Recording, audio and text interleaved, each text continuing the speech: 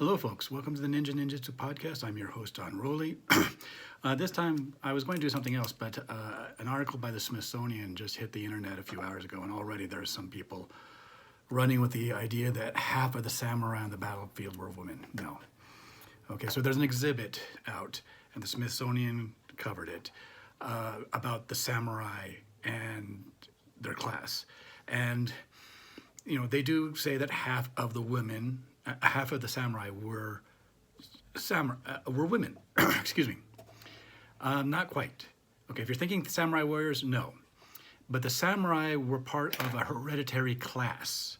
And for those of you that follow this that are not native English speakers, maybe you don't know that hereditary means you are born into the caste. And of course, half the people born into a caste will be female. It's just the way it is. So this exhibit, from what I understand, reading between the lines of the Smithsonian, which tries to go with a samurai warrior theme, is that, you know, the samurai women did have a very, very different life than the warriors of that males. And this sounds like a good chance to see, you know, how the samurai women, you know, passed their days, had their lives, stuff like that. It's not a part of history that many people know about.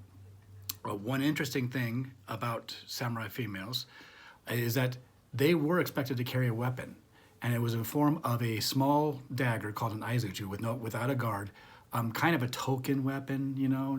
It kind of covers the fact, but they carried it on their left hip in a pouch that you had to pull open before you can reach it, and straight up and down, and that led to female fighting styles, you know, using the knife with the reverse grip.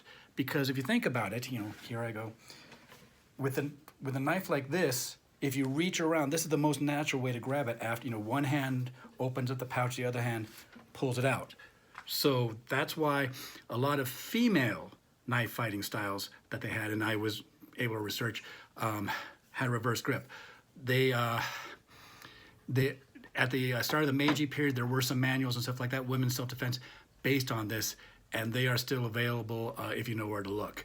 But yeah, no. Half of the samurai warriors, female? No. Half of the samurai class? Yes.